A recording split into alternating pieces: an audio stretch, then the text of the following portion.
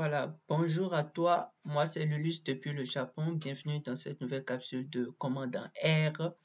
Dans cette capsule aujourd'hui, je te propose de t'emmener dans l'univers des matrices dans R. Tu vas aimer, allons dans le studio.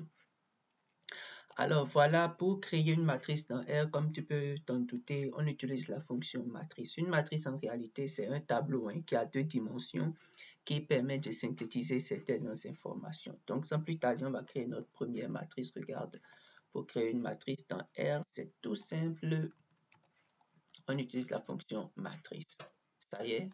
Et à l'intérieur de la matrice, on met les éléments de notre matrice. Comme toujours, je vais toujours commencer simple pour te permettre de capter comment les commandes fonctionnent toujours. Et après, on va commencer par faire des choses plus intéressantes. Mais toujours, c'est comme ça que je vais commencer par faire. Alors, regarde, j'ai créé une matrice, j'ai nommé ma matrice A, ça y est, une matrice A. Les éléments de la matrice sont 1, 2, 3 et 4. C'est ce que j'ai écrit ici dans la commande avec C, qu'on connaît déjà. Allez, pour dire, parce que une matrice est toujours deux dimensions, et donc le nombre de lignes et le nombre de colonnes, les lignes de la matrice, c'est ça. La première ligne, l'horizontale, la deuxième ligne, l'horizontale, et les colonnes, c'est les verticales, Donc, pour lui dire que je veux deux lignes et deux colonnes, je mets nRow, j'utilise la fonction nRow, ou bien le paramètre nRow et le paramètre ncol. Row, ça veut dire ligne en anglais, ou bien ça fait ligne en anglais. Row. Et voilà, colonne c'est colonne, et puis j'ai dit de me faire sortir. Donc, c'est comme ça, de façon très simple, on a créé notre première matrice dans R. Mais on peut faire mieux, on peut faire mieux.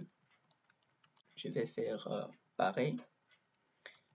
On est d'accord, je vais utiliser les mêmes éléments 1, 2, 3 et 4 pour faire ça simple. Et si cette fois-ci, je fais 2, 2 et j'exécute, regarde, c'est le même élément résultat qui apparaît.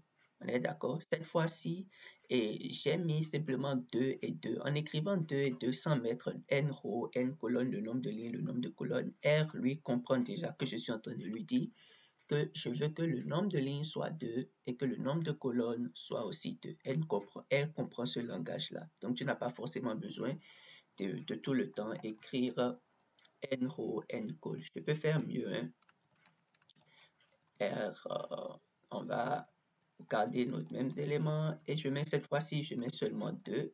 Je fais ma parenthèse et j'exécute. Regarde, c'est le même élément qui apparaît, le même résultat qui apparaît. On est d'accord? Et si, qu'est-ce que j'ai fait? Quand tu lui mets juste une seule colonne, ce n'est pas le nombre de lignes que N4. N4, le nombre de colonnes cette fois-ci. C'est quand tu mets juste un seul élément dans la matrice, N se dit le nombre de colonnes que je veux, c'est 2. Et c'est ça qui l'exécute et crée deux colonnes. Est-ce qu'on est d'accord? Donc, voilà, c'est super simple de créer les matrices dans R. Je vais te montrer une autre façon de créer des matrices. Une matrice, je vais créer un vecteur.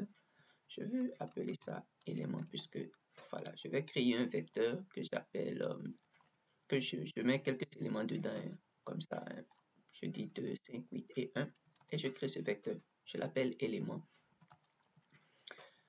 Voilà, je vais le nommer parce que regarde un peu, tu regardes un peu ici. Lorsque on avait créé nos matrices, regarde, les colonnes sont nommées un peu comme 1, 2 bizarre et puis les lignes sont nommées 1, 2 bizarre. C'est pas très joli. On veut dire on veut enfin qu'une matrice soit bien spécifiée.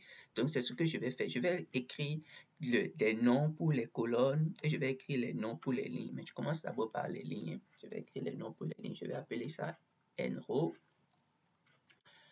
Je vais appeler ça nRow et je vais créer un vecteur. Je vais dire la première ligne, pardon, et la deuxième ligne. On est d'accord? Je vais faire ceci pour toi. Je vais faire ceci pour toi. Quand je dis row, il faut savoir que je suis en train de parler des lignes. Je ne t'apprends rien en le disant, ça vient de anglais row, ligne. On est d'accord? Et je vais faire pareil. Pareil pour les colonnes. Je vais appeler ça non colonne. On est d'accord, je fais C1, je fais C2, ma colonne, ça fait C1, C2. et on exécute le nombre de lignes, le nom des lignes, pardon, et le nom des colonnes, et on exécute. On est d'accord? Donc voilà, on a dit, on a,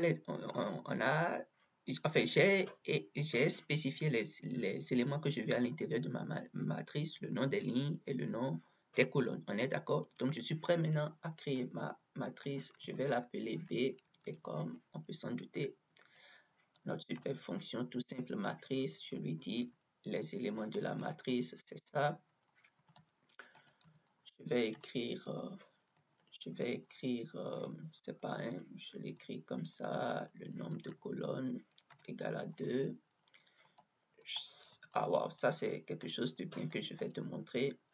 By row, j'explique tout à l'heure, hein. Je vais à la ligne, il faut dimname. Et là, je crée une liste dans laquelle je mets le nom des lignes et le nom des colonnes. On est d'accord? Et ça, j'exécute et je vais à la ligne. Je dis montre-moi ma nouvelle matrice. Et voilà, elle apparaît ici. Donc, regardez, j'explique un peu ce qui se passe. À l'intérieur, les éléments, c'est ça. J'ai créé les éléments, je voulais 2, 5, 8 et 1. Je les ai créés. Les voilà à l'intérieur. J'ai créé le nom des lignes et le nom des colonnes. Voilà, donc quand j'ai créé la matrice, j'ai mis les éléments, j'ai spécifié le nom de ligne et de colonne, on a déjà compris ça maintenant. Regardez, j'ai utilisé by row égale à true. By row, ça fait par ligne. Je veux que les observations, les éléments que j'ai dans la matrice soient alignés par ligne. Parce que par défaut, R aligne les éléments par colonne. Un vecteur s'écrit par colonne. Donc, normalement, regardez, ça fait 1, 2, 3 et 4. Ce n'est pas 1, 2, 3, 4. Par défaut, R aligne les éléments par colonne. Donc, quand j'utilise ce paramètre by row égale à true vrai, je lui dis, mets-moi le premier et le deuxième élément sur la première ligne et le troisième et le quatrième élément sur la deuxième ligne. Donc, je dis que c'est par les lignes que je veux que ce soit fait. C'est bon. Et après, dans dimname, je lui ai spécifié les noms. Pour le faire, il faut écrire dimname égale, on ouvre une liste et on met les listes, enfin, les noms dedans, hein, comme je les ai spécifiés, je les mets à l'intérieur. Et puis, lui se charge de me coder, de recoder, en fait, ces 1, 2 et 1, 2 là, proprement pour moi. Donc, il faut bien garder en tête que c'est les lignes d'abord et les colonnes. Donc, les lignes d'abord, c'est pourquoi j'ai créé les lignes d'abord et les colonnes. Il ne faut pas se tromper, sinon on aura les noms qui seront à l'envers ici. Et quand j'exécute, ça sort proprement. Est-ce que ça peut aller? C'est bon. Donc, c'est comme ça. On va pratiquer encore un peu. Je vais créer un autre élément. J'aime vraiment aller doucement pour vous, pour que vous puissiez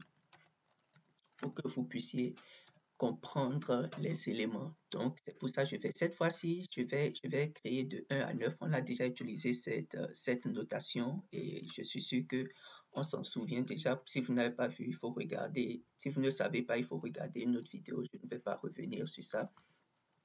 Il faut regarder une autre vidéo sur laquelle dans laquelle j'ai parlé de ces éléments-là. On est d'accord?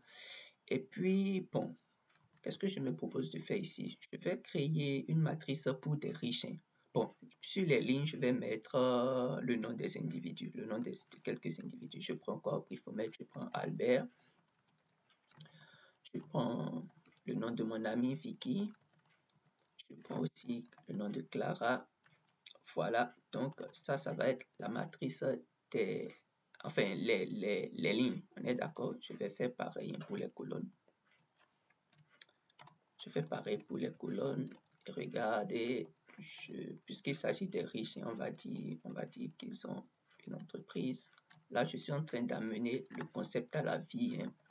Et comme j'ai l'habitude de le dire, il faut toujours écrire les codes au fur et à mesure que je suis en train de les écrire pour pouvoir prendre la main. Voilà, donc j'ai mes lignes et j'ai mes colonnes avec les éléments. Est-ce que ça peut aller? Donc je peux créer maintenant ma matrice. Aussi simple que ça en a l'air. Hein. Je crée ma matrice, je dis élément 2. Et comme on l'a déjà compris, je vais dire 3 lignes, 3 colonnes.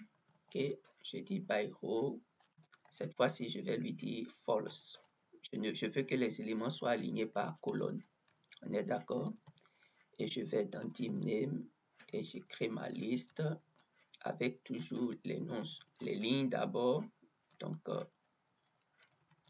les lignes d'abord et les colonnes ensuite. On est d'accord? Et j'exécute et je dis, montre-moi ma matrice. Voilà, super. C'est parfait. Regardez ce qui apparaît, comment on peut, enfin, c'est une matrice de riche, hein. On a les colonnes maintenant, regardez, les colonnes sont entreprise, maison et voiture. C'est ce qu'on va appeler plus tard des variables. Et puis, les noms, les observations sont Albert, Vicky et Clara. Donc, Albert, Vicky et Clara, c'est trois personnes, hein, on a créé une matrice pour faire. On dit, par exemple, Albert a une entreprise, il a 4 maisons et il a 8 voitures. Ça devient parlant, n'est-ce pas? Vicky a créé 2 entreprises. Elle est un peu plus riche. Elle a 5 maisons et elle a 8 voitures, n'est-ce pas? Et Clara a 3 entreprises. Elle doit être encore un peu plus riche. Elle a 6 maisons et elle a 9 voitures. Bon, c'est totalement imaginaire, hein, mais je le fais comme ça de façon intéressante pour pouvoir vous montrer un peu comment ça peut être intéressant et très puissant d'utiliser les matrices. Voilà, donc c'est comme ça, je parie que vous avez compris l'esprit de la chose. On peut s'amuser, hein. Je vais vous donner un petit bonus. Je vais créer, on peut créer une matrice. On peut encore le faire. Je vais prendre cette fois-ci de 1 jusqu'à 100. Peut-être, je dis 10. Voilà, donc le nombre de colonnes, je veux 10 colonnes. Et puis, montre-moi, waouh, regardez ce qui apparaît. J'ai dit de me créer les éléments de 1 jusqu'à 100, donc 1, 2 jusqu'à 100. Par défaut, il prend les colonnes 1, 2, et puis voilà, il crée 10 colonnes. Et voilà, de 1 jusqu'à 100. On a créé une matrice comme ça. Super, on est d'accord? Et puis, je vais vous laisser un petit bonus. La fonction fils. C'est une fonction qui est un peu, je dirais, dangereuse, mais je vais vous la montrer quand même. Lorsqu'on fait fils comme ça et on exécute, il y a un tableau, un super tableau qui apparaît ici. Voilà, ce tableau-là, quand vous faites fils, il vient avec en fait des colonnes qui sont définies comme ça. Il écrit par défaut col 1, col 2, col 3, ainsi de suite, hein, et il met les éléments dedans.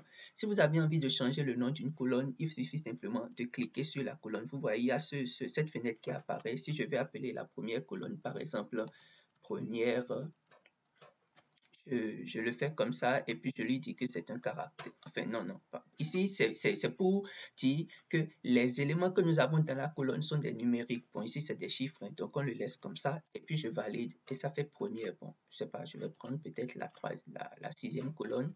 Je vais l'appeler bon, je fais majuscule, un call peut-être comme ça. Les éléments sont numériques et je valide. Vous voyez, ça a changé ici. Donc, c'est une fonction qui joue ce rôle-là, qui est super cool. Mais je vous en prie, il faut toujours fermer cette fenêtre-là avant de pouvoir continuer. Sinon, ça ne va pas, vous n'allez pas pouvoir écrire les codes. Donc, quand vous utilisez fixe, il faut toujours fermer. Je vais écrire ça ici pour vous. Il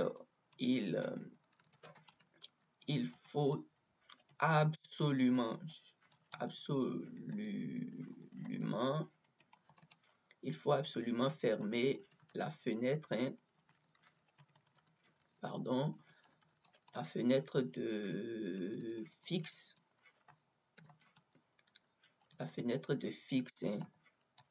pour pouvoir continuer par coder. C'est très important, ça, je vous en prie, il faut le faire. Et puis, la dernière chose que je vais ajouter ici, c'est avec